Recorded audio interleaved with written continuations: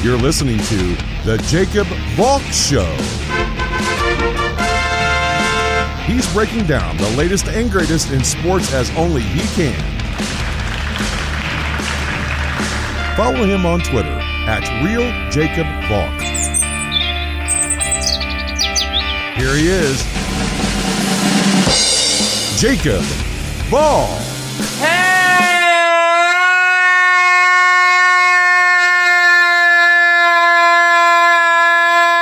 Hello, sports fans! Welcome to another edition of the Jacob Valk Show. I am the Jacob Valk. And believe it or not, the Islanders fan is going to start with the New York Rangers. There really is no bigger story. Now, I understand the irony of the Islanders fan talking about the Rangers. I'm going to have some help talking about them tomorrow. You're going to hear a chat that I'm going to do with a friend of mine who I haven't spoken to in years. I don't want to tell you exactly who it is. I want to keep it a little bit of a surprise, but there is a clue on my Twitter account at RealJacobValk. Just know that this person is a great Rangers fan, and I'm really looking forward to talking about the Rangers with this person. But obviously, I am going to break them down myself first. I spoke about the joke that was, I can't even say the punishment that Tom Wilson got for almost killing Pavel Buchnevich and Artemi Panarin. That wasn't a punishment. That wasn't even a slap on the wrist. That was nothing. All that was a mild inconvenience. It's like you see someone working on a laptop, and if you know the person really well, sometimes if you want to play around with them, you can move your hand in front of their face or slowly close the laptop. That's all George Parros did. Just mildly inconvenienced Tom Wilson. So you had to know, going into that game, that the Rangers would be out for blood. Some people said that the Rangers didn't have anyone who could go up against Wilson. Brendan Smith did a pretty good job. Give him credit. I mean, let me ask you something.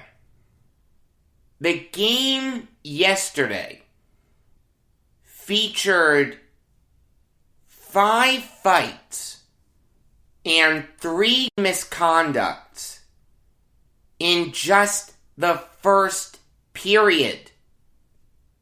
By the end of the game, there were 6 misconducts. Is that really what you want?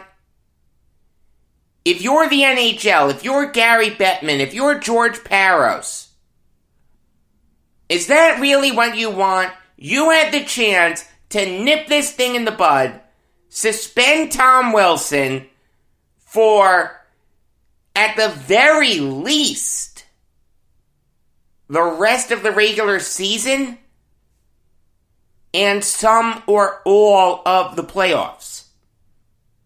But no.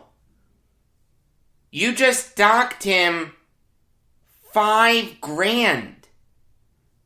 That fine, to put that in perspective, is less than 1/10 of his yearly salary. It would be the equivalent of fining Jeff Bezos $5,000.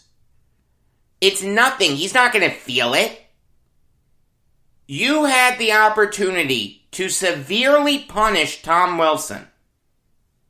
And you said, no, we're going to let the chips fall where they may.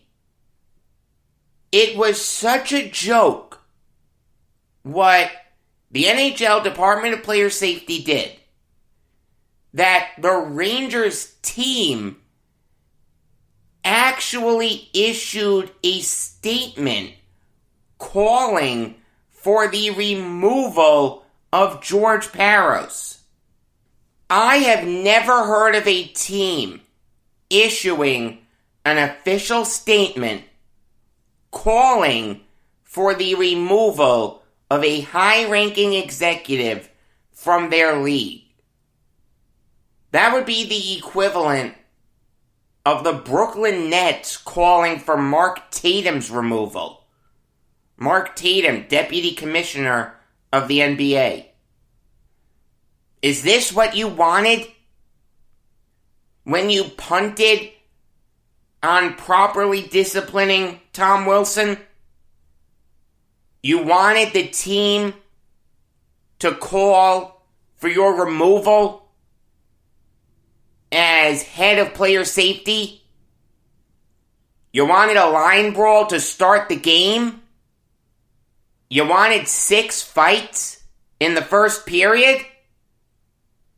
Do you think that's the right way to solve this? If so, then congratulations! You opened the floodgates. You have to deal with the consequences. There better not be any fines or suspensions coming to either team, because you had to know this was coming. Whether he meant to or not, George Parros signaled to the New York Rangers by not properly punishing Tom Wilson that you guys are going to need to deal with this yourself. We're not going to help you. Now look, the NHL is better when the players police themselves. But there's a limit to that. If you're Ross Johnston and you lay a bone-crushing hit on Sidney Crosby, you better expect the entire Penguins team to come after you. Penalties aren't going to solve that. Fines aren't going to solve that. Suspensions aren't going to solve that. The Penguins players are going to want to seek their own retribution, and that's okay. But when you have a player in Wilson commit 2 acts that wouldn't be out of place in an MMA fight, that's when player safety needs to get involved. That's when someone needs to use their brain and say, you know what, Tom Wilson's a menace. We've got to do something here, because he's going to kill someone. Like I said, by not doing anything, George Parros intimated to the Rangers that you have to deal with this yourself. We're not going to help you. I'll ask the question again. Is that what the NHL wants? The answer is no. You know how I know that? Because a decade ago, when the Islanders did something similar against the Penguins on fight night, the Islanders got fined. Players got suspended. Going into that game, that's what I was getting flashbacks to. You had to know this was coming. You had to know that the Rangers would be out for blood. And there's no one on earth that can begrudge them for that. If anyone gets punished more than Tom Wilson got punished, George Parros is a joke. And he needs to go. Gary Bettman needs to get involved. I don't know what the chain of command is. I don't know if Bettman can override Parros, but he needs to. If Parros wants to do something stupid. For God's sake, George Parros was a former player. He was a tough guy. He knew exactly what was going to happen going into that game. I applaud the New York Rangers for what they did. They did the right thing. Right away to start that game, they said to the Capitals, you are not going to push us around. We are going to stand up for ourselves. I saw some people say that the final score didn't matter. All the Rangers needed to do was show that they wouldn't be pushed around. Again, go back to fight night. The Islanders won that game 9-3. They were up 4-0 after 1. They were up 6-0 midway through the second period. The Islanders at that point in time were out of the playoffs.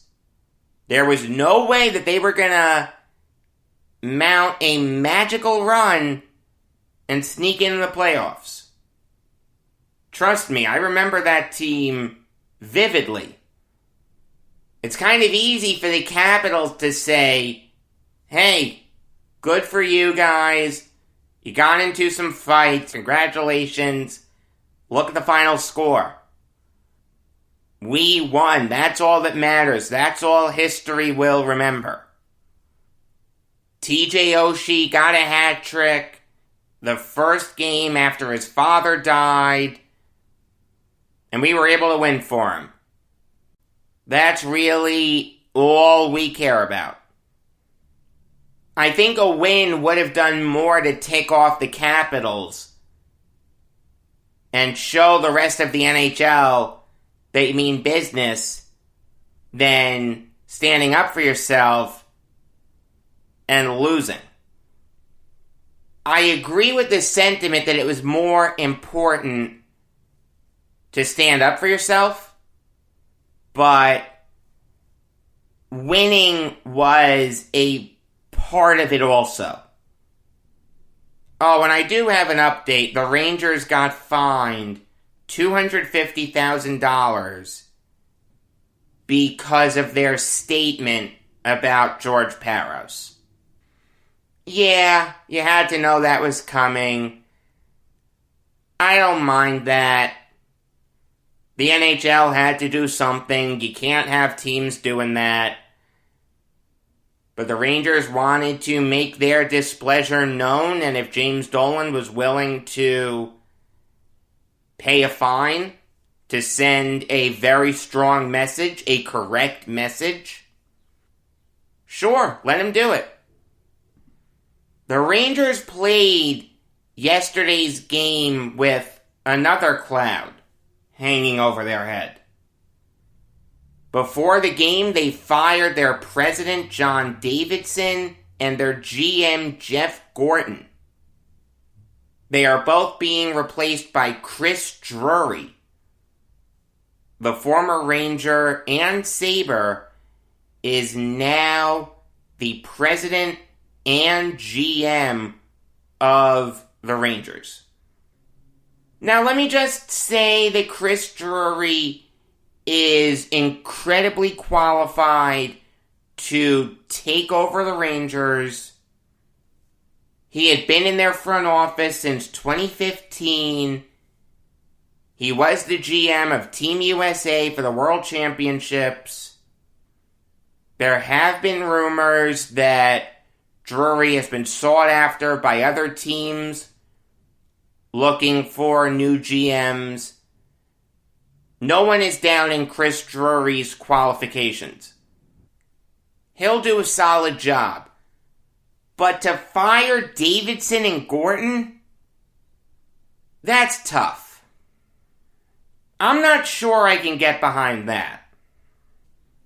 I mean, I will say this. Frank Saravalli of TSN said that Davidson and Gorton didn't approve of the statement. They had nothing to do with it. If that's true, then like I said, Dolan had to be the one behind the statement, which is perfectly fine. I have no problem with that. It's just kind of interesting that you're firing these guys now.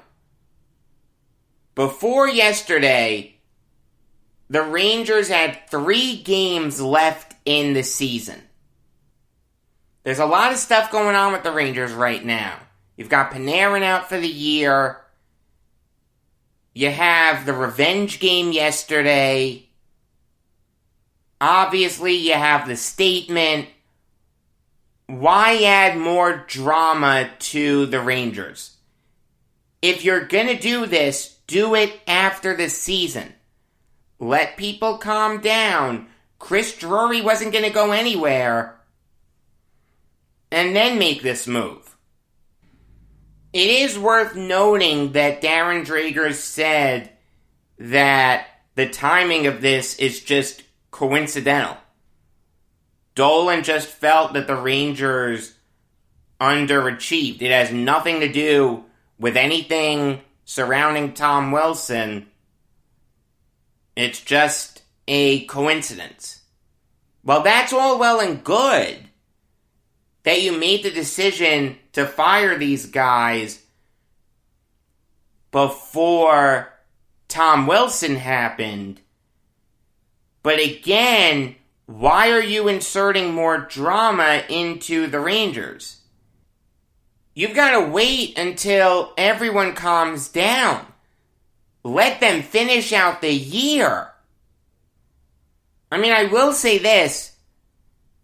I don't think Davidson and Gorton should have been fired. Did the Rangers underachieve this year? Look, they're not going to make the playoffs, but they're not a bad team. At the time of the firing, the Rangers were 26, 21, and 6. They have 58 points. That would get them into the playoffs in the North and West divisions. The East Division this year is just brutal. It's the best division in hockey. These guys went out and signed Artemi Panarin. They stole him away from the Islanders.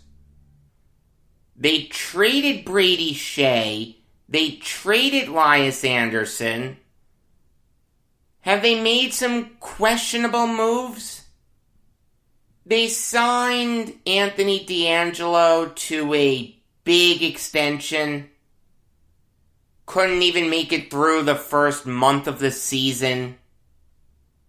The Jacob Trouba trade really hasn't worked.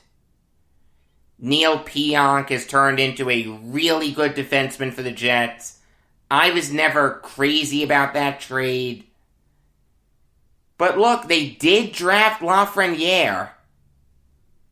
They made the tough decision to move on from Lundqvist and roll with Igor Shesterkin. That's worked out. These guys are 2 very highly respected guys in league circles. These guys will land on their feet. I mean, look, you've got to let this youth movement play out a little bit. Less than 2 years at the helm? That's not going to work.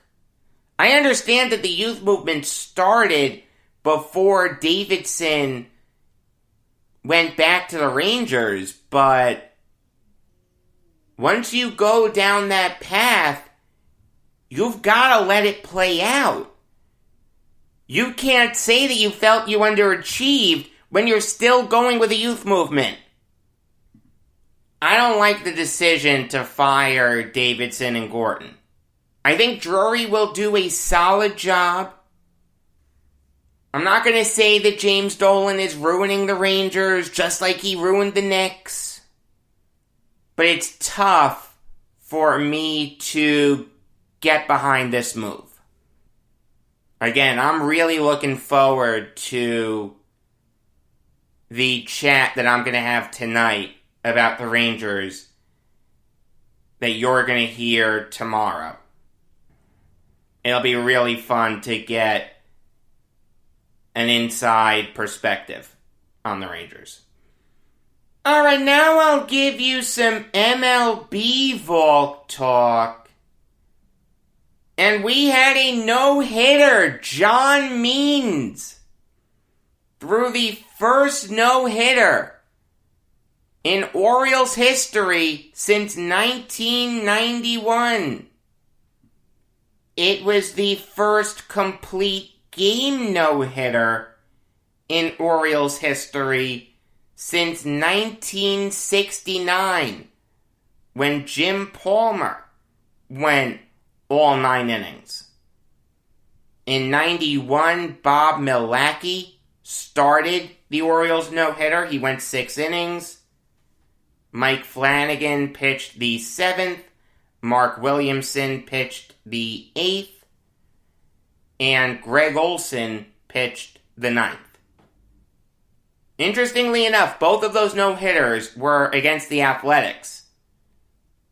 This one came against the Mariners, and it was a really impressive performance. Means was dealing from the word go. He did a great job getting ahead of hitters on all but one batter. Don't ask me which one. He threw a first pitch strike. He had 12 strikeouts. The Mariners didn't make any solid contact off him. Means threw 113 pitches. That is a career high for him. Give Brandon Hyde a ton of credit for rolling with Means. The temptation had to be there to pull him so he wouldn't blow out his arm. But Hyde did the right thing. The Orioles need something to cheer for. And look, they got it. It's a very easy story to get behind with Means. Here's a guy who started opening day, and you've got people all around baseball laughing at him. Oh my God, you can't have John Means start opening day. He can't be the ace. What are you doing? Blah, blah, blah. Meanwhile, through the first little over a month of the season, Means has been one of the best pitchers in baseball. He's 4-0 with a 1.37 ERA. He's leading the American League in WHIP with .674, and he's leading the majors in hits allowed per 9 innings with 4.1. That's impressive. I'm not saying that Means is Dave McNally or anything, but you know what? He gives Orioles fans a reason to turn on the TV every 5th day. But you know what? They should turn it on more than that, because the Orioles are not awful right now. They're 15-16. Sure, they're last in the AL East, but they're only 1 game under 500. They're only 3 games behind the Red Sox. They're hanging in there. Is it going to last?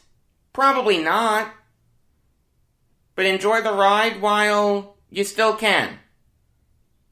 Now, if you were paying attention, you'll have noticed I said that Means faced 27 batters. So why does he not have a perfect game? Good question. In the bottom of the 3rd inning, Sam Haggerty was at bat. Means struck Haggerty out, but the Orioles catcher, Pedro Severino, dropped the 3rd strike. So Haggerty got to first base. That's a base runner. Right after that, Haggerty was thrown out trying to steal second, and J.P. Crawford flew out to the right fielder, DJ Stewart. So that's how the base runner was eliminated. But still, for a perfect game, you can't have any base runners. Those are the rules. It's sad. It's unfortunate. You feel bad for Means. You really do. He should have had a perfect game. He made a great pitch to get Haggerty swinging. His catcher just didn't do the job. But hey, look, Means still has a no-hitter. That's nothing to sneeze at. Congratulations to him. Let's see if he can pull a Johnny Vandermeer. I'm skeptical. Alright, now I'll give you some NFL Valk talk. And the Detroit Lions made a couple moves yesterday. They cut Kerryon Johnson and signed Frank Ragnow to a huge extension. I'll start with Johnson.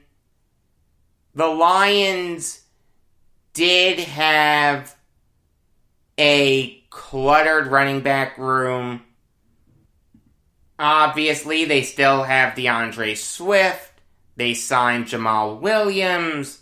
They drafted Jamar Jefferson. They really didn't need Johnson. I mean, it's not like he's set the world on fire in Detroit. Last year, he had just 52 carries for 181 yards and 2 touchdowns. He wasn't bad as a pass catcher last year, but look, DeAndre Swift has a higher ceiling. Jamal Williams is a proven backup. And Jamar Jefferson has a ton of potential. I spoke about that pick on Monday. I really liked it. I have no problem with the Lions cutting Johnson. Some team will give him a chance to earn his way onto their opening day roster, but it won't be guaranteed. No one's going to be mistaking Kerryon Johnson for Barry Sanders anytime soon. On to Ragnow, signing an extension that makes him the highest paid center in NFL history. He signed a 4-year extension that'll keep him in Detroit through 2026. He had his 5th-year option exercised for 2022.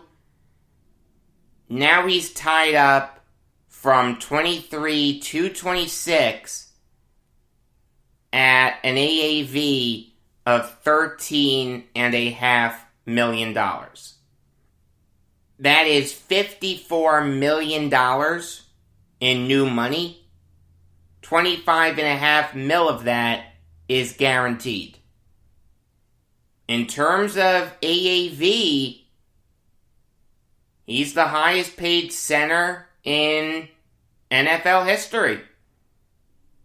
And this is a great move for the Lions. Ragnow is one of the best centers in the NFL. He's gotten better every year he's been in the league. Last year, according to Pro Football Focus, he had an 80.3 overall grade. You take a look at that Lions offensive line, they've got a couple building blocks. Ragnow, Taylor Decker, and Penei Sewell.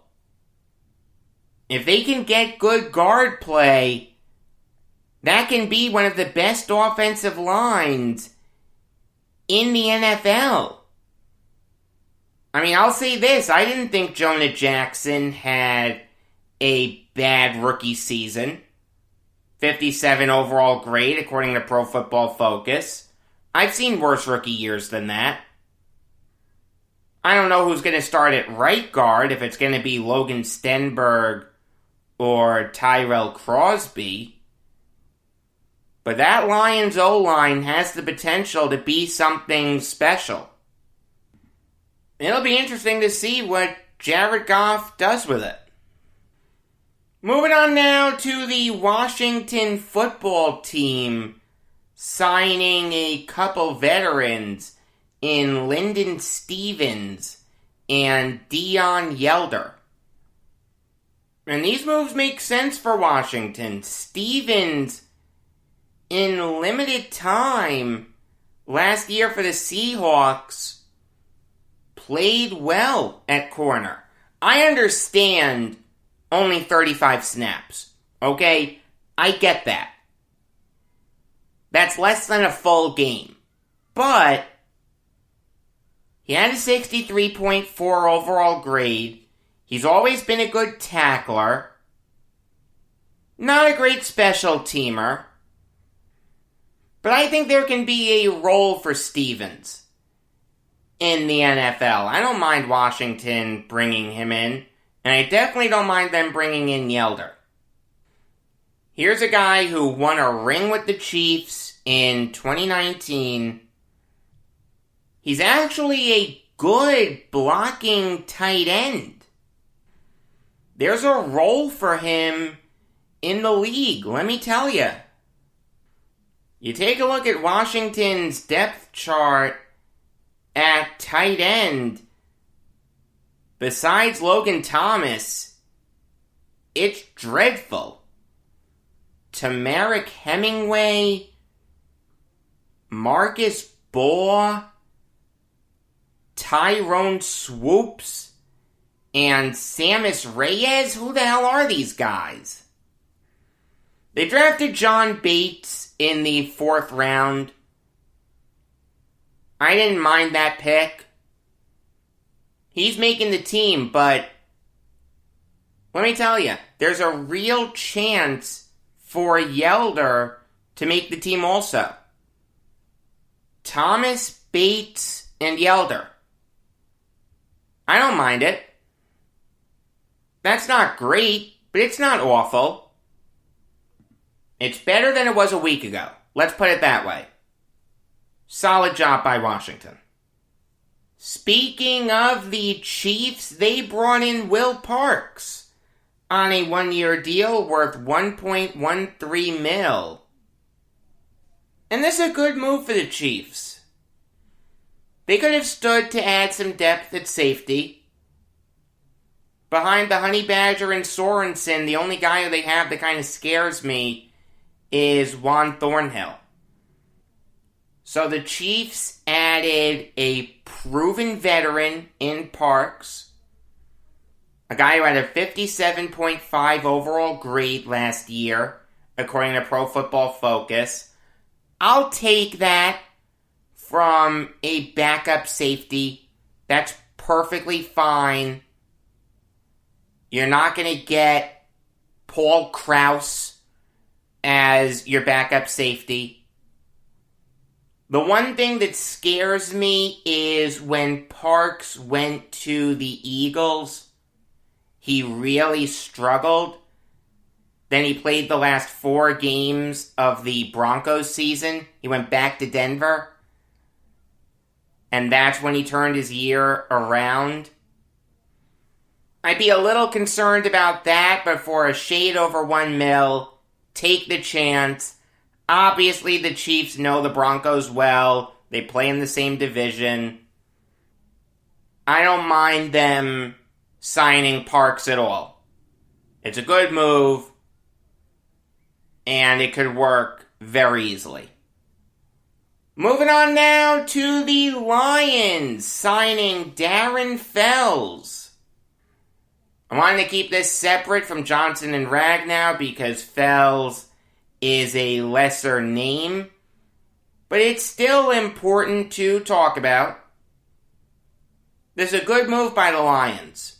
Nothing wrong with adding a backup behind TJ Hawkinson. Their backup was Josh Hill, but then he retired, so they brought in a good backup in Fells. Last year for the Texans, he had 21 catches, for 312 yards and 4 touchdowns. He's always been a pretty reliable red zone threat. He's always been a good blocking tight end. He filled that role well for the Lions in 2017. So this is a homecoming in a sense. Let me tell you, I think that Fells is better than Hill anyway, so this is addition by subtraction. Good job by the Lions. It makes a ton of sense. The Chiefs did make another move by signing Kamalei Correa. Someone who I feel like I've spoken about a lot on this show. I don't know why, but it just feels like I have. This is the only show where you'll get that. God bless America. Look, Correa came into the league in 2016 out of Boise State. I did like him. I had him in a Madden game one year, and he became really good for me. It hasn't worked out that way in real life. Last year for the Titans and Jaguars, he had just a 46.8 overall grade, didn't have a sack. It's tough for me to bang tables over this because this signing obviously didn't break the bank for the Chiefs. But still, you get a sense that there could have been a better option to be a backup outside linebacker for the Chiefs than Correa. I'm not going to bang my fist on the table and say this is a terrible move, but I don't think it's a good move. They could have done better. I'm not a big Correa fan. Moving on now to the Dolphins cutting Bobby McCain. And I do not like this move at all. McCain was a captain for the Dolphins last year. He wasn't bad. He had a 62.1 overall grade, according to Pro Football Focus. I understand that they drafted Javon Holland in the second round. You want him to play right away. But there's an easy fix to that. Just cut Eric Rowe instead. There is no universe where Eric Rowe is better than Bobby McCain. What, you like him because he has a couple Super Bowl rings? He had nothing to do with those rings. 28-3 was all Brady.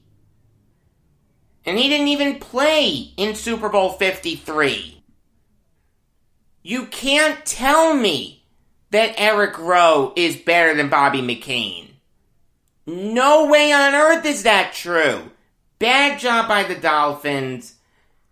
I am skeptical of their future. It's nothing against Tua. I just think the guys that they have in Chris Greer and Brian Flores aren't that good. I do want to talk about a couple baseball deaths. The first is that of Ray Miller, who died on Tuesday at the age of 76. Ray Miller is probably the best pitching coach in Baltimore Orioles history. You may be thinking, what about a guy like George Bamberger? He was pitching coach for those great Orioles teams of the late 60s to mid 70s. Firstly, let me say that I'm impressed you knew that. That's not something that most people know. But you gotta realize, Bamberger had Jim Palmer, Dave McNally, Mike Cuellar, and Pat Dobson. Great pitchers. Yes, Ray Miller had Palmer also, but behind him were guys like Scott McGregor, Storm Davis, Mike Boddicker, and Mike Flanagan. Not as good as McNally, Cuellar, or Dobson. Nothing against those guys, they just weren't as good as their predecessors. With Miller as their pitching coach, the Orioles made the World Series in 1979. They lost to the We Are Family Pirates in 7 games. They made it back to the World Series 4 years later, where they destroyed the Phillies in 5 games. After that, Miller took over as manager of the Twins. We're not going to talk about that. He then went to the Pittsburgh Pirates. With Miller as their pitching coach, the Pirates would make 3 straight NLCSs. Now, when you think of those Pirates teams, you probably think of guys like Barry Bonds and Andy Van Slyke. But you should also think of their pitchers, guys like Doug Drabeck, Bob Walk, John Smiley, Zane Smith, and Stan Belinda.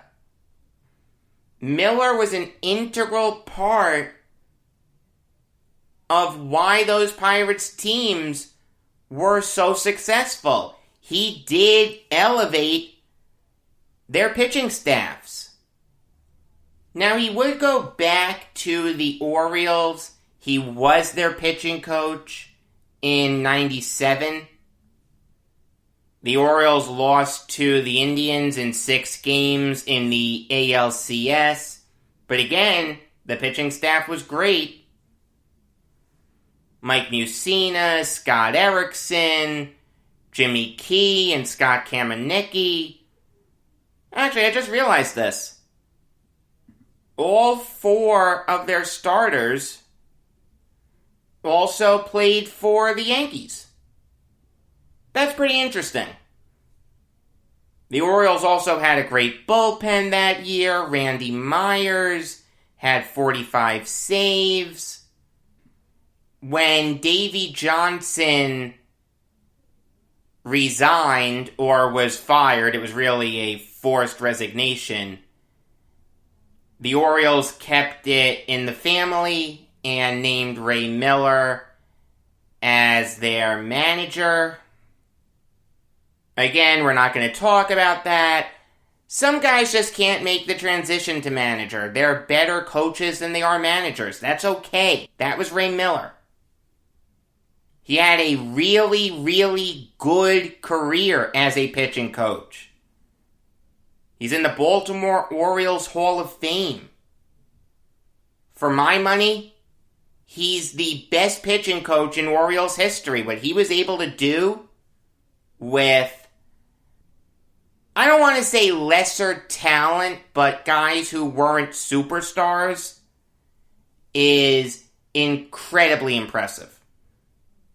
The second guy to talk about is Del Crandall. He died yesterday at the age of 91. And interestingly enough, was the last surviving member of the Boston Braves.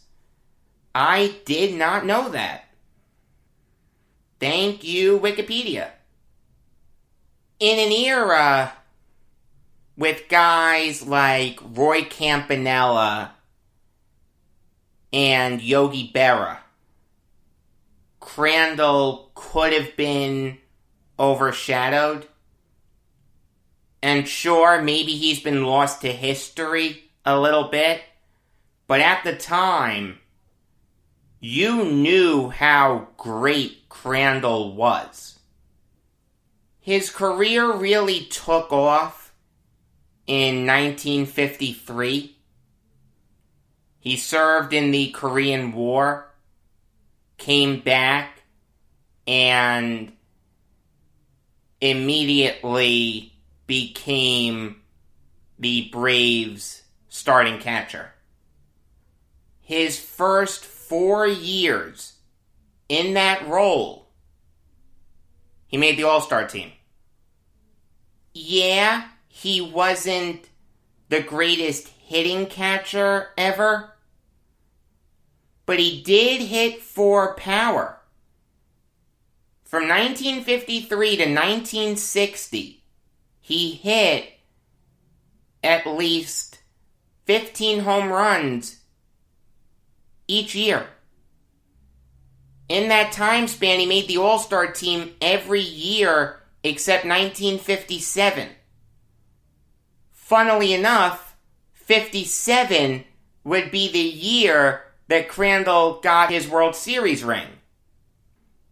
You think back to that team, you've got Warren Spahn, Lou Burdette, and Bob Bull. They all loved pitching to Crandall. The year after that, the Yankees and Braves would meet again in the World Series. In the deciding Game 7, the Yankees were up 2-1 in the bottom of the 6th. Crandall was up with 2 men out. He hit a solo home run to tie the game at 2. It gave the Braves new life, but then in the 8th inning, the Yankees did something that they couldn't do the year prior, which was hit Lou Burdette. So the Yankees did win the 58 World Series.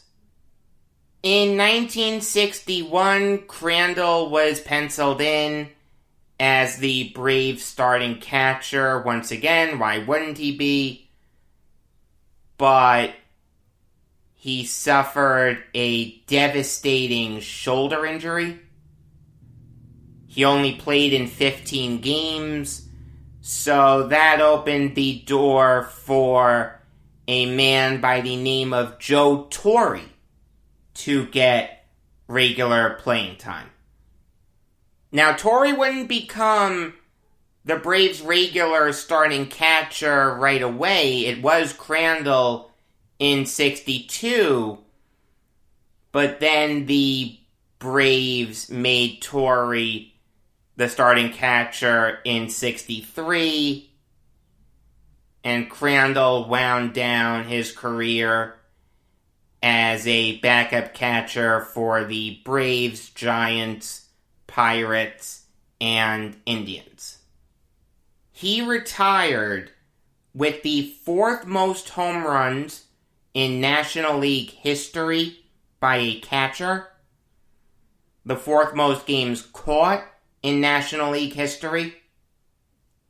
He was a 4-time Gold Glover. He would have won more if the award had been introduced prior to 1958. He was an excellent defensive catcher. Maybe the best of his era. He played in 11 All-Star games. He made the All-Star team 8 separate years. Realize in the early 60s, Major League Baseball played 2 All-Star games to raise money for the players' pensions. So Crandall is classified as an 11-time All-Star. He caught 3 no-hitters, one by Jim Wilson, one by Lou Burdett, and one by Warren Spahn, ironically, all against the Phillies. He's in the Braves Hall of Fame. And you know what? If you wanted to make the argument that Crandall should be in the Baseball Hall of Fame, you can make that argument. Like I said, 11-time All-Star. That's the same number as a guy like Gary Carter, Bill Dickey, and Carlton Fisk. Those guys are all in the Hall of Fame. I understand that the career numbers leave something to be desired, but we look at dominance for catchers in the Hall of Fame. That's why guys like Johnny Bench and Mike Piazza are in. In the era in which Crandall played, the mid-50s to the early 60s, Crandall was one of the most dominant catchers in the game. That's why he's an 11-time All-Star. I mean, I can make the argument for it. Let me tell you. I don't know if he'd get my vote, but his candidacy definitely deserves to be reevaluated. May Ray Miller and Del Crandall, both rest in peace. Tomorrow, you're going to get my New York Rangers chat. If you want a hint on who it is, check out my Twitter at RealJacobVolk. Until then, I am Jacob Valk saying that a woman will be elected president before Wade Boggs is called out on strikes.